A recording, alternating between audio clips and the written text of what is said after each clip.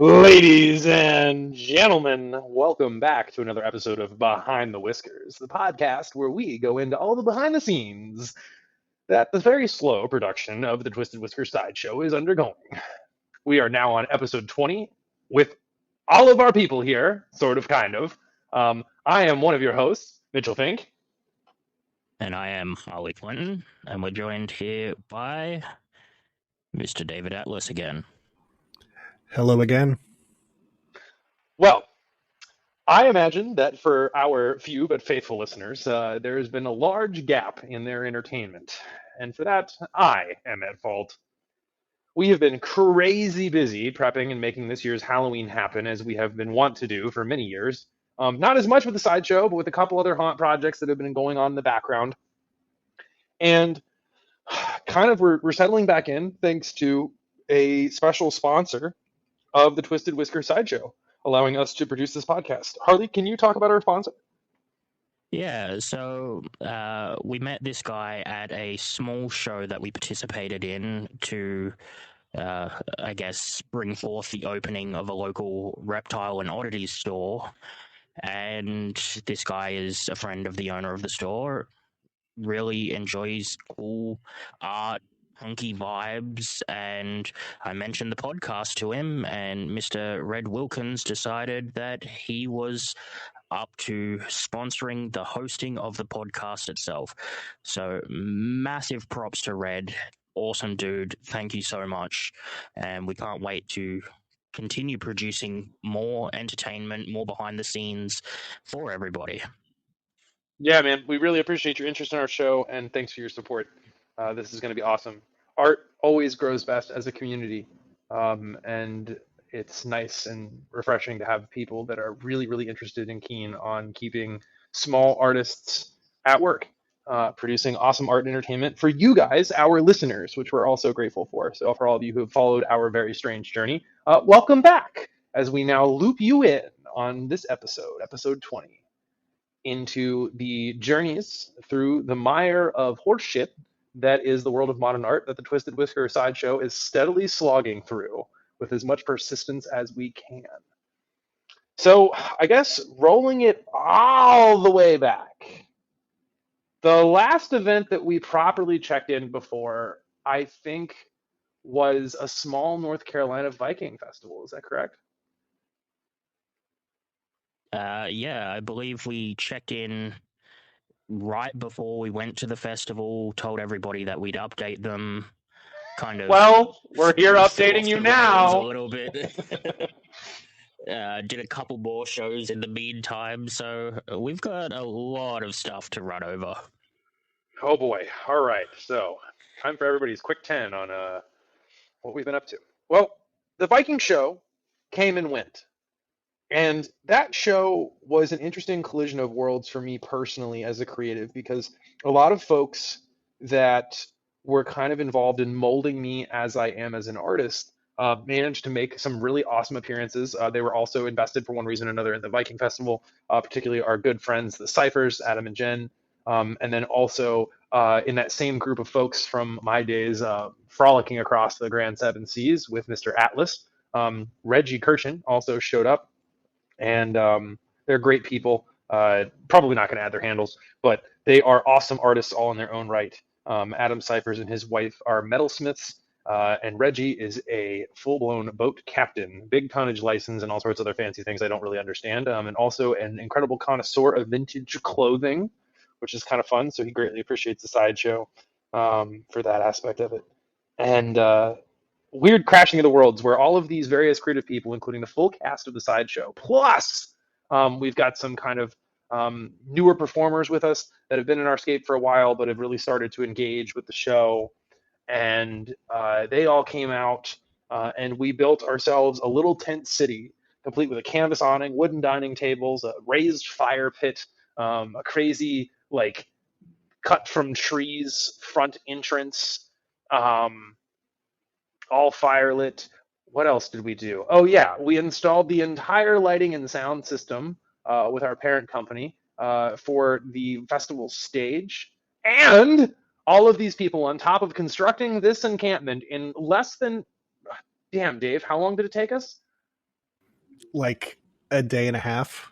A day and a half to put up ostensibly, oh, 6 tents. Oh, and build a magic show in the midst of this.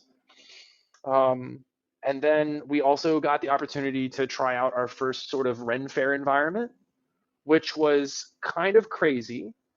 We'll get to feedback on that in a second, but we got to perform for a very different sort of crowd, not spooky. We did all kind of Viking-esque costumes and a little bit of living history interp too in between. And it was crazy. So we would get up early, cook breakfast, perform all day, and then in shifts as kind of the in-betweeners between like music acts that were on the stage. And I did some emceeing to kind of introduce those acts. We got to hang out with one of our amazing friends who shall be known on this podcast as Circus Carey, as that's what he's as that is what he is in my phone, who's an incredible circus performer in his own right, an incredible enthusiastic supporter of this show. And Him we and got to his hang out. family were just amazing in general. Oh yeah, they're all Absolutely awesome people. phenomenal. Really, really, really fun time to hang out with all of them and talk shop. He was at one point in time running a circus arts school in Raleigh and teaching. So the man's got crazy wisdom to share. And yeah, so a lot of fellowship and a lot of fun. I think it was a lot of work. It was 2 weekends in a row. And the second weekend was much smoother than the first. We also got to meet some new friends and the musicians for the band Hexen, whose frontliner or frontman is Johnny Hex. You guys should look them up. Their music's really cool, really different, kind of witchy, but also managed to, in the midst of, as they refer to their musical sets, their ritual, conjure a Viking mosh pit from the ether, which was something I never thought that I would see before. And our kind of a couple of our rock and roll kids were really, really jazzed after an entire day of folk music to get like a rock and roll crossover episode. In Viking Land. I think that part was awesome. You forgot to mention, Mitch, that we also successfully mixed audio and did lighting blind from the worst possible front of house position. And by front of house position, I mean back of house behind the stage, where you could not see or hear a damn thing. Oh, okay. If we're gonna go there, we could also talk, and then we're gonna like jump into the stagecraft corner of this weird little world that we're all a part of, where as we discovered, but already knew, but just didn't fathom that it was possible. PSA to all tech people out there: ungrounded generators are as bad as ungrounded shore power. And for all of our audio files that are listening, which I'm sure you're already screaming about the recording quality of this podcast, scream a little bit on our behalf. That was a spectacular fiasco. But we survived, and we really did have a great time and great fellowship with all of our friends. Yeah. And we found a few more topics to add to the punch list for the future. We sure did. And back into it. Where were we, guys? So, We were Viking talking Experience, about right? the borderline shanty town of a electronics booth they set up behind the stage. That's right. So we had all this fun. We learned a lot about performing in front of a variety of crowds because the space at a small pseudo Ren fair is really kind of strange. Their festival is very new. They've just moved to a new location, and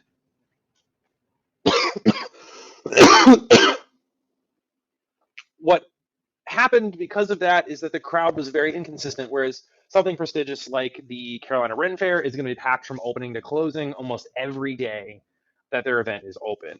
And so that the crowd has a more predictable flow. You know, they ebb out for lunch to the food stands, they ebb back in to the performers afterwards. And for those of you listeners that have not been to a Ren Fair, which I imagine is not very many of you, and if you have not been, you should go. Awesome, awesome circus and sideshow performers there. Saw one of the best sword swallowers I have ever seen at the one of the best sword swallowers I've ever at the One of the Carolina best Renaissance sword Fair. swallowers you've ever. At the Carolina Renaissance Fair, and they just absolutely captivating performance. But they were able to rattle up a crowd of 50 to 100 people, depending on what they were doing. but they were able to drum up a crowd of 50 to 100 people, depending on who all was there. I sat through the show 3 times; it was so good, and because the crowd was packed, the main thoroughfare there is absolutely packed. This was not that. There was good attendance, but the stage was set mostly in the sun, with no cover for the audience, which made them unlikely to stick around. They'd come in, they'd walk by, they'd listen to music for a little bit, and then if we happened to grab the crowd's attention at the right time, we'd get them to stay. One of our performers got up and did some remarkable knife juggling maneuvers. We did our classic knife throwing bit. I managed to avoid eating fire for 3 straight days because the wind was blowing the fire 90 degrees to vertical, which is not a great way to consume flame. And we did all sorts of hijinks and craziness there. But we broke the show apart into pieces rather than holding the crowd's attention straight through. And I think that was a more challenging environment because also the American public today, it's worth saying, we did this gig pro bono for our friends. So we were not compensated for the event, and we were hopeful that tip money could turn back some of the money sunk into it. I mean, and this event cost us not several car payments to pull off. And we were like, it's not all about the money when you perform, but this does cost money to do. And so there's like some labor of love element behind it. And thankfully, we've had other shows that have done well by us with great clients that have done well by us. But as far as the, kind of like finances of this, everybody had to come out of pocket a little bit to make this show happen. And we were glad that we did because the friendship and fellowship and the performance opportunity was worth it to us from an educative standpoint. But it's really, really hard not knowing the crowd. That was a big lesson for all of us. And the crowd loved us, the crowd that was there. And I think we had a great time interacting with other performers and talking shop with them. There are so many amazing performers. There's like too many to name. I mean, Hexen is by far, like we mentioned them earlier, the one that stands out. But it was a really, really grand time that we're very glad we did. But we had some massive lessons learned. And the big thing is that crowds that are at events like that, unless they're at the Carolina Renaissance Fair, which has a pretty strong culture behind it, this doesn't, which means that their patrons also don't know what they're supposed to do. And supposed to do sounds really harsh, but a good example I can draw by parallel to explain this convoluted thought better is that if you go to a gay bar and go to a drag show, every person at the bar that's intentionally going to go see the drag show knows to put some singles and some fives, maybe some tens if you're feeling spendy. If you're really drunk, maybe it's 20s and hundreds. I've seen that happen too. And every time a drag queen comes out, you tip them. And you don't have to if you don't feel like their performance merited it or they weren't on it. Or maybe you're there to see a particular person or performer and support them. But everybody goes into those like prepared to tip. And when we passed around the hat, as it were, at this event, folks were a little bit confused. And I'm a little bit worried, kind of now segueing a bit, about our modern cashless world. Because it's really hard to get somebody to like scan a QR code and like throw us some money. If you liked our bit, you know what I mean? These guys are working for tips. That's much harder than the world that we grew up in, where cash was always in everybody's pocket. We could get a giant projector and just project a massive Venmo QR code as our backdrop. But the problem with that idea, while I appreciate it, is that we will then have to first acquire the money via tips to afford the projector. I still think we should produce my idea that I had alongside Dave and have a little Bluetooth relay that just throws a message at everybody's phone within the vicinity saying, don't forget to leave a tip. Here's our Cash App, Venmo, whatever the hell we're using at the time, sort of deal. Just mount it to the roof of like the circus van and drive around a bunch. Yeah, and then we can have it just like intermittently every 10, 15 minutes, just shoot the message out to people within the vicinity. Not actually a terrible idea by any means. And I think it would be very amusing to attach it to the top of a small clown car. I think, like, get a Prius and paint it in polka dots. And then have it slowly circle the outside of the tent. But you got to put somebody that's kind of like mean mugging like a big clown nose and a sheriff's badge, and a big 3 foot long tent stake, which they're somehow managing to slap in their hand menacingly while driving the car. The message just says, "Meet, meet, give me money." No, that's too on the nose. The nose is big and red, so it's really obvious to begin with. So that being said, moving on to our second performance, as this continues to devolve into even more ridiculousness, it's worth saying that we're recording from two separate studios, but this time Dave is actually right next to me, and Harley is back home in Raleigh.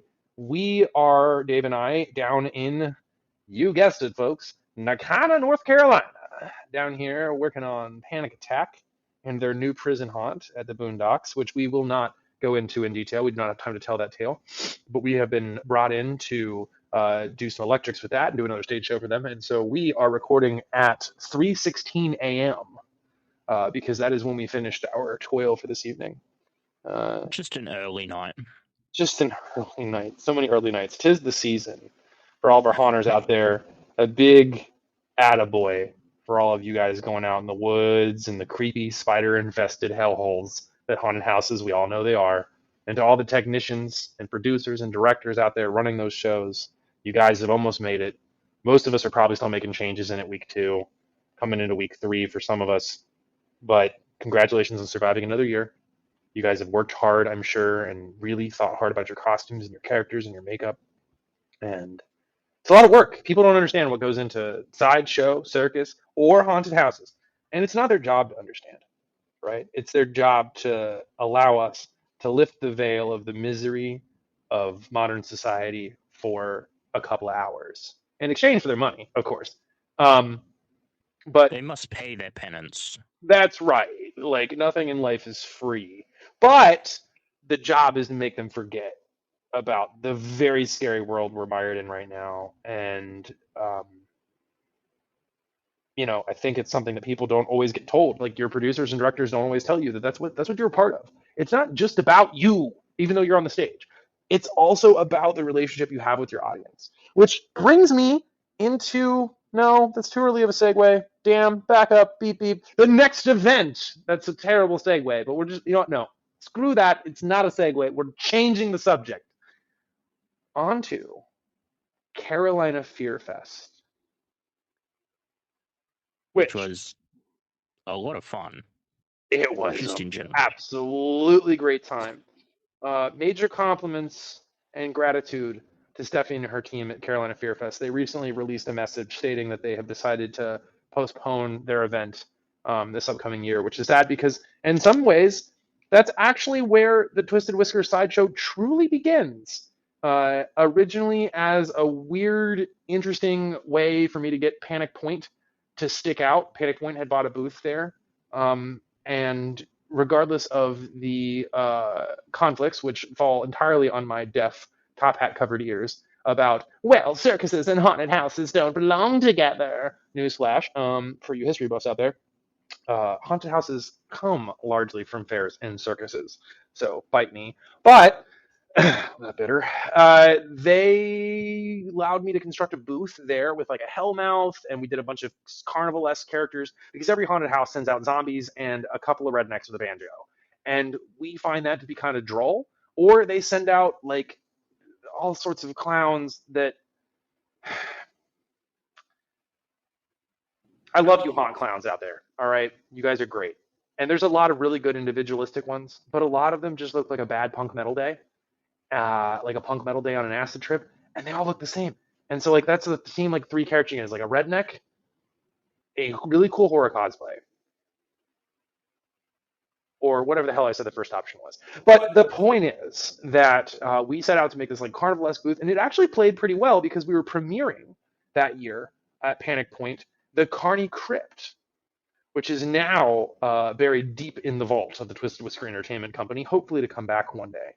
But it was a haunted carnival makeup trailer that we did because they had an attraction out there called the Carney Crypt. It was just a blacklit maze. And if you want one, they are available. Let us know. That's right. We are happy to do that project again anytime because it was so cool.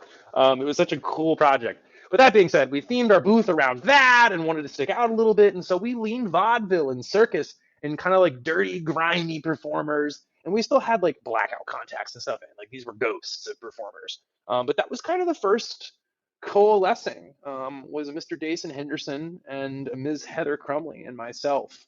And then we had a bunch of other ragtag folks that showed up.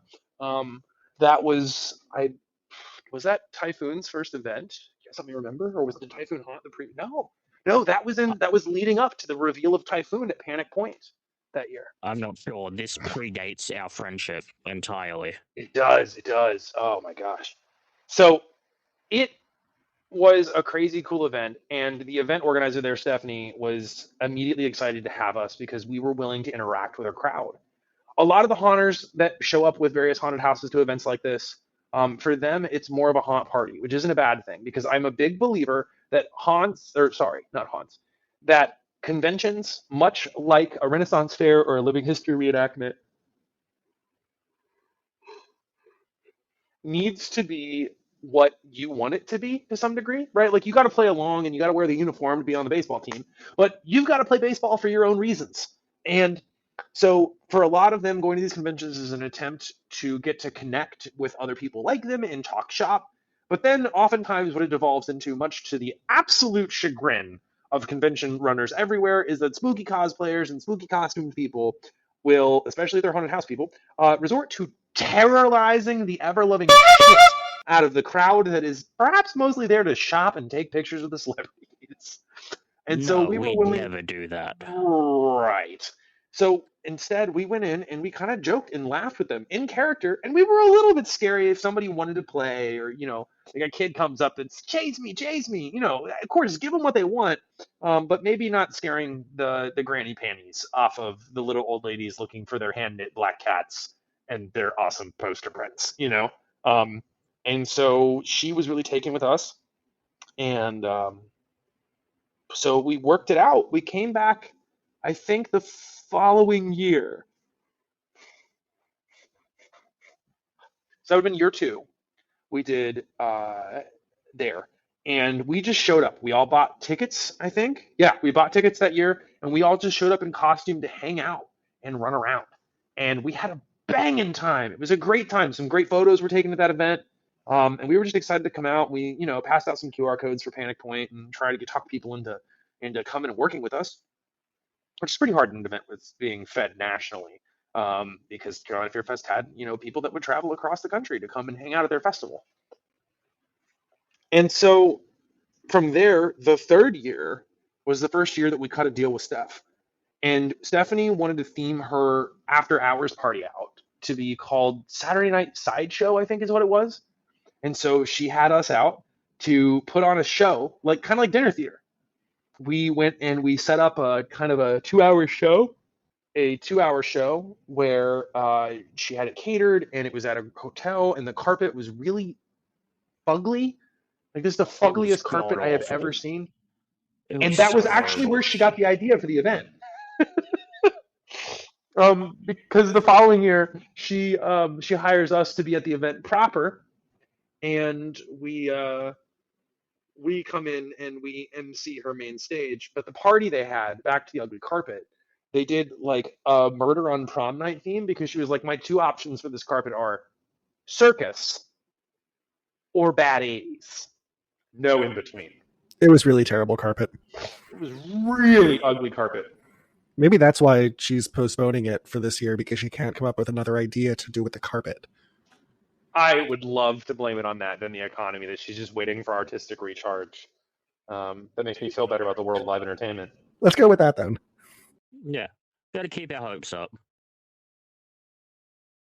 They did allude to their festival being considered to come back after a year's break, which we're very hopeful for. You guys should go show them some love and give them a little encouragement, because they've worked really hard on their festival, and they worked really hard at curating interesting things to happen, interesting events.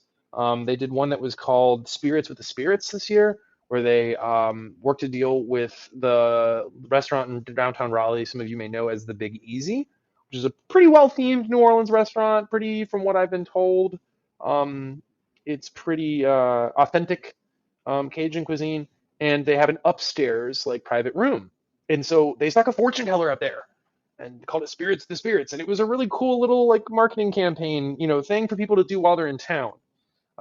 And this year, what she asked of us was to MC her main stage, which was a bundle of fun. A lot of great guests. Big shout out to, oh, I'm going to mess it up. Too much beer. What is the name of that podcast about the horror films? The Scene Snobs.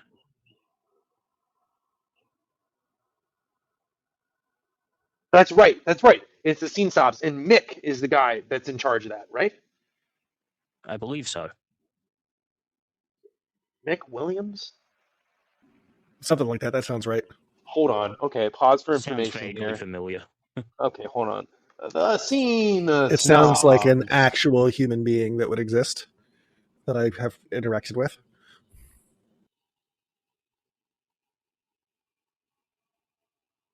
I want to know about. Okay. Mick Manhattan. Okay, that's a much better name than what I suggested. Mick is the festival's kind of MC, because the Scene Snobs is his awesome podcast you guys should check out, where he's talking about movies, TV, entertainment, horror, and more random stuff. And he is an absolutely hilarious guy and great to host any conversation about horror movies or any movies, frankly. I'm kind of just like waxing poetically into a corner for those of you that know me. Sorry about that.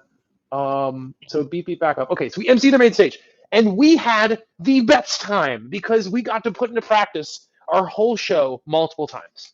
Originally, we were booked to just perform once, but we were all there the whole time. We set up a booth, and we set up a really beautiful space for our fortune teller with what might have been temporarily appropriated pipe and drape that was not meant to be in the layout. We may have done that. And that pipe and drape may have been, shocker, stagehands don't fry me, gaff taped on top of other pipe and drape, but we're just going to let that be.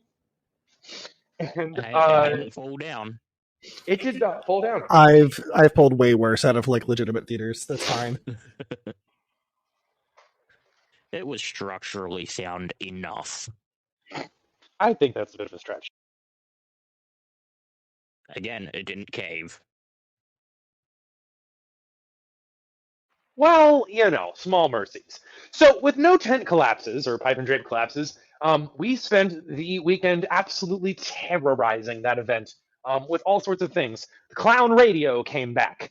Microphones talking hooked to chickens came back. Interviews from clowns being rolled on crates. We had werewolves. We had magicians. We had it all. And it was phenomenal.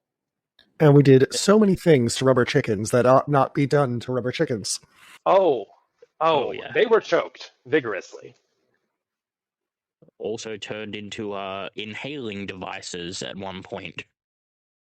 Chicken vapes, chicken shoes, chicken everything, even the painfully average size ones. That's true. We No, do sell. They are a solid size. They are big enough.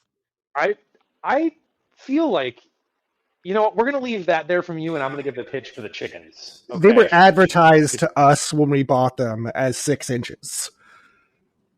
It's a generous measurement. It is a generous measurement. Those chickens, actually, by the way, because one of our clowns, for those of you who haven't seen the show, Typhoon, his thing is rubber chickens, to the point that he's had multiple death threats laid at his feet. If he squeaks that beepity chicken one more time, all right? And it's come from me, it's come from everybody. So we decided when we were looking for, weird, knick-knacky, what's the Jewish word for that? For knick-knack? I believe the word you're looking for is tchotchkes. Yes, I love that word. It's a beautiful word. So when we're looking for tchotchkes to sell, we decided that in a hurry, also being put up against a wall by Amazon shipping times, that we were going to sell all sorts of varieties of chickens. And this actually went over really well because, as you folks might imagine, our dear listeners, parents love it when you show their kids really annoying shit that's really cheap. And then they're forced to buy it because the eventual punishment of the rubber chicken squeaking the whole car ride home doesn't seem as bad as telling the child no. And therein lies my newfound love for dealing with children. Oh my God. So we then, because we wanted to give the adults a little bit of a Muppets adult joke, and you guys know what I'm talking about, where the Muppets say some shit that meant nothing to you as a kid, but then you rewatch it and you're like, whoa, the Muppets, Kermit the Frog said that? Yes, yes, he did, folks. So these chickens, we put little tags on them that said, I think it was average sized chickens, $1 an inch, the last one's on us. And it was beautiful. An absolute work of art and innuendo. So we had fun with that. We performed all sorts of stuff. We had debuts of new characters and new outfits. We had all sorts of amazing things happen. And we ended up performing our full show, I think a grand total of 5 times. I believe so, yeah. At the last 2 times, the utter chagrin and horror of the performers. But we had an opportunity to practice in front of a very willing, very receptive crowd. These are horror nerds. They love us. They love what we're doing. They love the spooky. They love the weird stuff. They love people sticking things in their noses and people that staple things to themselves. They love all of that. And we found that crowd, very generous tippers. They were somehow prepared for that experience. To be fair, we also had them stapling their tips to someone. Well, we did discover that is somehow more powerful because you people, and by that I mean our fans, are some sick people. Y'all are deranged. Twisted, some might say. So, all in all, the event is an outrageous success. It was a great time. Major shout out to Stephanie and Destiny and all of Stephanie's team for putting that together for us. And we then proceeded to have some real conversations because at this point, the show is making enough of a little bitty tiny profit that it can kind of pay for itself. And it's not lining our pockets by any means, but it began to bankroll itself, which for any of you who've worked in show production is kind of a big deal. We have all collectively agreed that we are going to continue to pool our money and attempt to continue to gather the staging and accoutrement that a traveling sideshow would have so we can make this presentation better and better. And also pay for things like insurance and marketing materials and t-shirts and chickens, most importantly. Of all sizes. Of all sizes. All inclusive. We don't want to. All-inclusive chicken package. Get it here, folks. Don't miss out. And I think you're forgetting the most important thing, Mitch. What is that? A giant-ass circus tent. Correct. That is on the 2025 potential lineup. We might be able to nail it before the end of the year. We're really, really hopeful. We then proceeded to do an event that was kind of spurned from that one. One of our friends over at Good Goblin, shout out to Elise, approached us shortly thereafter and said, hey, I'm putting together this very kind of off-the-wall arts event with a friend of mine named Jennifer, who owns a company called Riverbend Events. Check them out, folks. And we decided to pack all of our shit. Let me underline that, all of it. And if any of you have ever been on a production that I've been running, you know that means it is a massive amount. I believe we were at 3 trailers back, packed Beverly Hillbilly style, rolling into that place. We were. As It was a well really as the cool truck beds that were towing them. Correct. Yes, let's not forget about those. So we roll into this little tiny town of Roanoke Rapids, North Carolina, which is gorgeous. You should go visit it. And more importantly, because it's the only damn place I've ever been in that town, is this distillery that makes award-winning, and we tried it, trust me, we sampled the hell out of it, award-winning whiskey called the Wheldon Mills Distillery, set up in an old mill, which at one point in time, sorry, let me be more specific, the tasting room is in the mill. Shortly there across town, a couple blocks, is the massive distillery where they make this amazing liquor. And what was so cool about the venue is right on the Roanoke River. I mean, you can like throw a stone and hit it. And it's set up in an old mill, which was actually the site of, what was the historical event, David? It was North Carolina's first hydroelectric power plant. Which is really cool because that's like history nerd stuff, electrical nerd stuff. It's all the things at once. So we got to host this event there as their kind of headline entertainment. And it was a pretty decent turnout for what was overall a terribly rainy day. Yeah. Which we discovered after we had set everything up. and then had to frantically tear down everything we own to move it to the 3rd floor in 5 minutes before the show. Yes, that was definitely an exercise for us in how fast can we actually move, because it was the first time we added a lot of elements to a setup. We added this like truss system and a backdrop and blah, blah, blah, blah, blah, blah, blah, and light trees. Oh, look out, world. Now we're really onto something. And so we put all this stuff up, and we set up all day, and we threw up this calliope and all this stuff.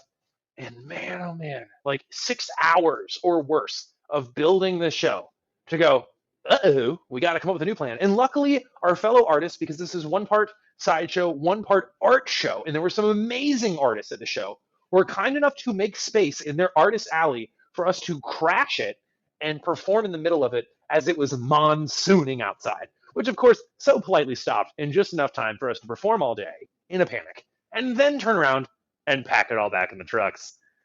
Holy crap. So that may have caused several conversations this Fern about a different level of organization involved, maybe more of a plan, a map. And also about lightning safety with our giant clown. Correct. Oh, yeah. As our giant clown typhoon metalhead that he is through and through decided that the appropriate maneuver here, because he was going to open their show about a half hour early, because there's some like public restaurants and stuff across the street, to draw in a crowd, he sat outside with his electric guitar and wailed on that baby for like an hour straight. Playing Ride the Lightning while dodging lightning bolts in stilts on a balcony. Yes. There was a point where finally the ringmaster had to come forward and be like, get off the balcony. We are not doing this. We're not actually dead. You cannot survive a direct lightning strike while holding an electric guitar plugged into the wall. We don't have that level of insurance yet. Get inside. I don't think there's a level of insurance for that. I'm pretty sure they weasel out with act of God. Mitch, there is a level of insurance for everything. We just simply can't afford it. I hear that. That's certainly true. Did you know, folks, that our new insurance, which we're currently eyeballing, to cover knife throwing, all right, which massively steps up the insurance register from, okay, it's not going to be that bad, or you can pay daily, to cover, like, legitimately throwing knives at a person, okay? That same package, and we asked if there were other packages, also includes insurance for elephants, which we do not have, which we have no intention of getting. And this was expressed to the insurance agency, which, and some unironic twist, ultimately, if you hunt back, because if anybody doesn't know this, insurance is an onion. You have to peel it to figure out what's underneath. If you go all the way back to who is the ultimate backstop insurer of the insurer of the insurer of the insurance group, it's Lords of London. Can any of you gentlemen tell me by chance who else Lords of London famously insured? Give you one clue. It was a boat, I think, right? It was a boat. It was a very big boat. It was a very large boat. Some might say it was Titanic. You could say that. It was did say that. The Titanic, yes. That is who insured the Titanic, which makes me slightly concerned about some of the choices we're making. But you know, we ain't playing say with la vie. ice. We're playing with fire instead. And lightning and clowns on balconies. But if we're insured for elephants, does that mean that we could perhaps look into that a little bit? No. But we're insured for it. No. But how much easier would that make putting the tent up and pulling the stakes back out? I think we should get an elephant for the sideshow. I think that would be phenomenal. We could get a pygmy elephant. Can People like cute small animals. An elephant? A pygmy elephant. His feet might drag. Yeah. Oh, well, I think if we put Frederick on the elephant, his feet won't drag. No, we put Typhoon on the edge of a cliff. We put Typhoon on the elephant and then put Frederick on Typhoon. Ooh. Clown Tower. While playing electric guitar on the elephant. In a lightning storm. In a lightning storm. Very good. So, all that being said, the Wheldon Mills event was an absolute success. We saw our team pull together minutes before a show to move the whole show. And then by the time that we ended up, because we had fire performance planned on this and promised the event organizer, and, you know, you can need fire in some pretty conspicuous places. A lot of fire performers will perform on stages or inside of buildings or conference centers. There's some great ones you should look up. In particular, I can't remember the gentleman's name, but if you guys ever get bored, look up the history of fire eating. There's a couple really great ones, and there's a guy that, if you Google how to eat fire, his video comes up. It's a performance where he does explain it to you, which doesn't make it any easier. But he does it inside of a conference hall. You can get away with indoors if you have a good plan. As I had held the torch in my hand in that very old building with its very vaulted ceiling, feeling reasonably like, you know what, I can pull this off in here, I look up and see some smoke alarms. And it dawns on me, I'm like, you know what, this is not a last minute plan that I'm going to engage with. There are no sprinklers, but this building is very old, and I very, very much so, our insurance is not going to replace the whole building. So, also we had some fire swords and some fire juggling, courtesy of Frederick Do, which I was not going to have happen in that building. And the rain broke just in time. So we have the whole crowd move down 2 flights of stairs, out onto the concrete patio where we were supposed to perform. And man, oh man, by that point, it seemed like the crowd miraculously doubled in size. And those people were an adoring, kind, patient audience. And we really didn't know what the demographic was going to be going into that. Definitely not. They were really, really cool, really supportive of everything. I mean, we had a couple of new acts debut, and they went over really well. It was really a fielding ground for those specific acts in general. And everybody just had a great time. I don't think I saw a face that didn't have a smile on it, wasn't cry laughing at all the banter and jokes from the side of the And stage. some of those are very, very bad jokes. Yes. Yeah, they're a bit on the adult side sometimes, but... That's not what I mean. I mean not clever. Because Mitch isn't funny. I think... Yeah, he doesn't understand I'm the proper problem. humor. I don't think I'm the issue. Yeah, You ever do.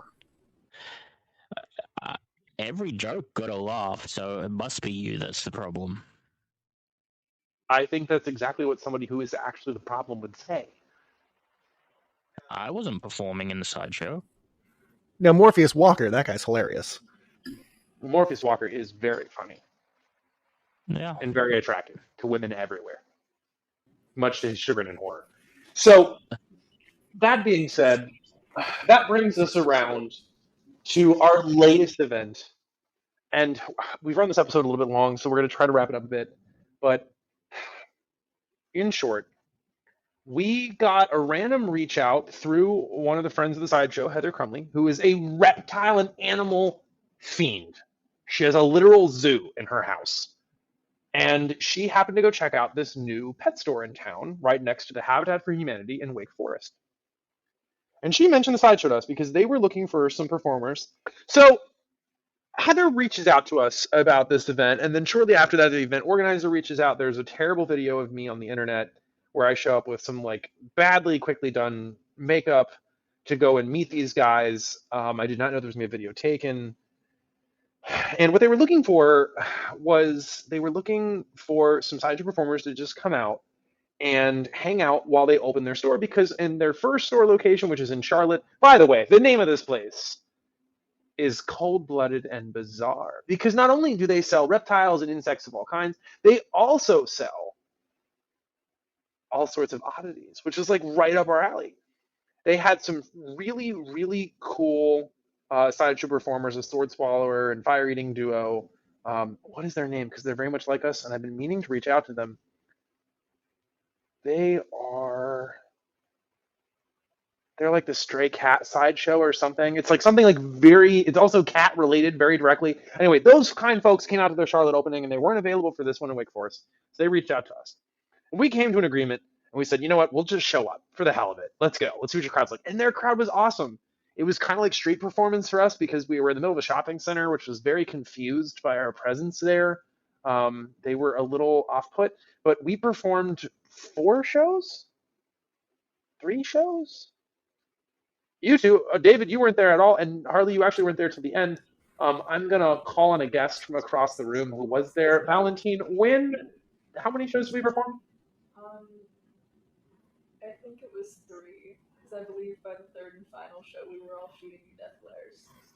3. 3. 3. And the number to count is 3. And somehow we also refrained from stealing their two-headed snake. Oh, their two-headed snake was really cool. So their names are Trick and Treat. You guys should look them up. I think there's photos of the snake on their website. And what's interesting about this is Trick and Treat are a common rat snake or black snake. One of them snakes that grows around in your garden and isn't terribly unique in that. But what is unique is that the snake was somewhere like 3 years old, and they were telling us that the two-headed snake thing is not as rare as people think it is. If you want like a snake specimen, because unfortunately most of the time due to health complications they don't survive very long. But this one's unique because he's been very careful. The the boys have been very carefully taken care of. And what's really bizarre about this snake is that both heads think and direct the body. They have independent thought and occasionally have disagreements about which way they would like to take the body. They're joined right at the neck, past the heads. They both independently eat and feel hunger. It's really a hell of a thing. There's some cool pictures we're going to post here soon. I shouldn't even say that out loud. There's some pictures we're going to think about posting sometime that are of us handling this beautiful, beautiful reptile. And these guys at Cold Blooded Bazaar, go show them some love if you're in Wake Forest. Even if you're not outwardly interested in adopting, go to their store, spend some time there, talk to these guys. They are true enthusiasts of their craft, and they love to talk about their animals. Even if you're not there to buy something, they do educative programs for schools. These guys are busy as hell, these two business partners, and well worth a reach out. And they treated us handsomely well. We had a great time. And then after that show, we went on a weird, deranged choice to drive into downtown Cary at rush hour traffic to go to the downtown Cary Park and witness none other than the Squirrel Nut Zippers, which is a phenomenal band. If you do not know who they are, you are making a mistake. Get off of this podcast right now and go look them up and then come back. But go look them up. No, they need to finish the podcast and then go look them up. They might forget by the end of the podcast. I would forget. They can look them up while they're listening to the rest of this podcast.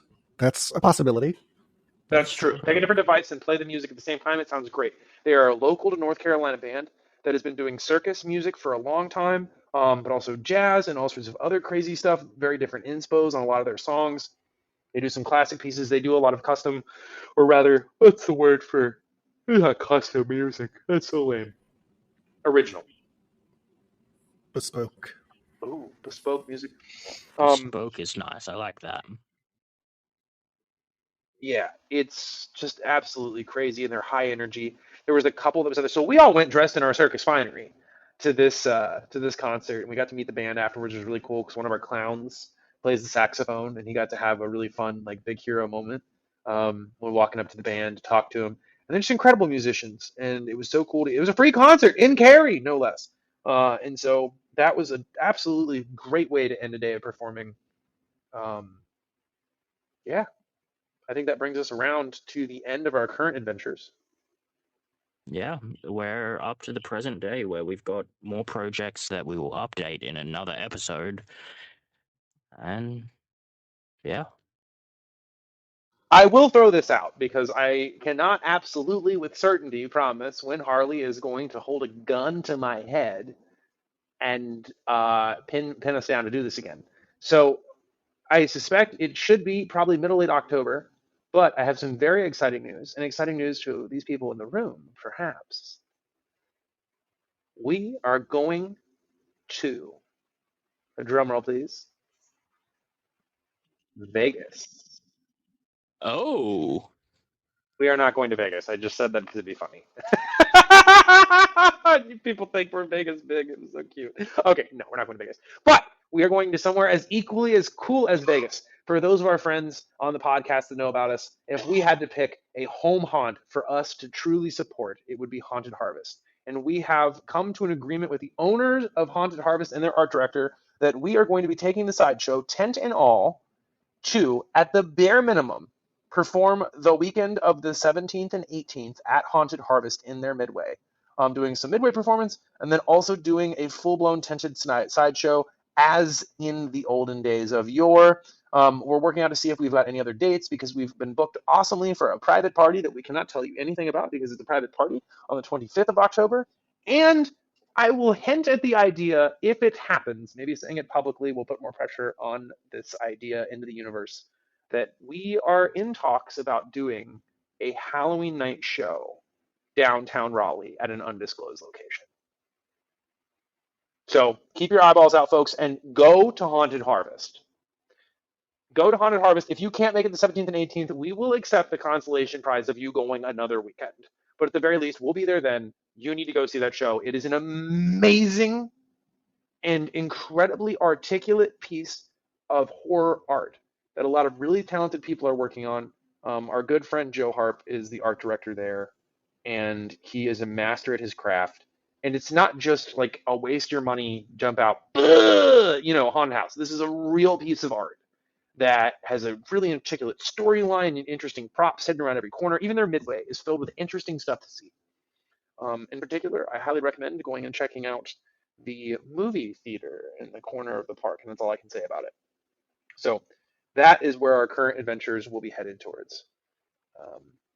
I think, though, I've probably exhausted my two podcast mates here with the sound of my voice. I could go for another half hour. Wait, what? I'm awake. You weren't sleeping. I'm watching you. They don't know that. Well, they do now. It's Because you always the ruined it. elderly that pass out first. I resemble that remark. Okay, to be fair, we were in here working in the Airbnb prepping stuff yesterday, and I will say that David we're really certain his soul left and was existing in a liminal space in and out for periods of time. I was full on old man sleeping on the couch. I'm not surprised. The shenanigans we pulled at the Viking Experience whilst you were passed out in your tent were phenomenal. I think tent is a stretch. Hey, Harley, Yes. is it possible for you to attach an image to the show notes? Not the show notes, but I can add some degree of thumbnail, I believe. Can we please make the thumbnail? The thumbnail is just me sleeping in the tent clipped. That sounds really vulgar. We didn't neuter Dave. What happened was we've been playing this game where we will come with bags and bags of clothespins. If you ever want to know if we're at an event, start looking around. And if you and your friends are covered by an obscene amount of clothespins where you can't reach them or find them, it's because our crew of shenanigan creators has been walking around just like randomly clipping clothespins to your bags, your shoes, the cuffs of your jeans, your belt loops, anything we can get our hands on. And so there are people walking around these events, including the Viking Experience, much to their staff's chagrin. I'm sorry that you couldn't come up with a better prank. We managed to distribute we came up with over good pranks. We managed to distribute at the final count over 3,000 clothespins in 2 weekends. You know it's a great prank when other encampments start to bite off our idea and go and get their own clothespins with In their an own attempt to designs wage and war. join in. And that part was cool, man. I love collaborative pranking. I think it's super fun. The Viking Experience folks, in particular, one of our good friends, Becca Reed, who you'll occasionally see come perform with us, decided to take the time to cut out gorgeous paper wings, glue them to clothespins, and then start clipping them back. So we were like trading clothespins and anyway, whatever, clothespins. But the point is, Dave got porcupined, which I was a casualty of the great clothespin war of 950. it was really funny. By the time he woke up, I dare say we got damn near 200 clothespins on this man. And we all managed to gather around him to get a group photo whilst he was still unconscious with this obscene amount of clothespins attached to his attire. Oh yes, this was phenomenal. This was I believe there was some in his beard as well. Oh yes. Yes, my visage was mostly clothespin. I was more wood than man. It was wonderful. So that being said, it has now come as time for all of you to at least go look at the thumbnails, which might lead you to more episodes. And oh, by the way, we now have a PayPal, and I'm going to put out a shameless plug because that's my job as the MC. Ladies and gentlemen, if you'd like to become a supporter of the Twisted Whisker Sideshow, we now have a PayPal. really moving into the modern world. And our PayPal is Twisted Whisker Sideshow at gmail.com. So feel free, drop us some support, show us some love if you guys are enjoying the content we're making and want to see the show continue to progress. This has really been a grassroots effort to try to pull this show up by its bootstraps, and we're having a great time making awesome art and trying to spread that art and keep the history of sideshow performance alive. Is huge. Just the history of art alive in general, the culture Well, of at this art. point in America, that is a battle worth fighting. Or just art in general, regardless of history, alive. Because it is slowly dying, or quickly dying. Yay, AI. Anyway, on that note, before I go on that rant, ladies and gentlemen, thank you once again for listening to the Twisted Whisker Sideshow's podcast, Behind the Whiskers, where we dive into all of the weird, strange, and twisted things we're up to. If you'd like to see more from us, drop us a follow, Twisted Whisker Sideshow, at all of the things. Yeah, go and check us out on Facebook, Instagram. The podcast is on all the platforms that you can get your hands on: YouTube, Apple Music, iTunes, Spotify, Deezer, a bunch of other little random ones. But please go leave a like, a comment, follow, subscribe, whatever you got to do to ring our bells. All right, folks. I think that brings us to the end. This has been Mitchell Fink. Harley Clinton. And David Atlas. Ciao!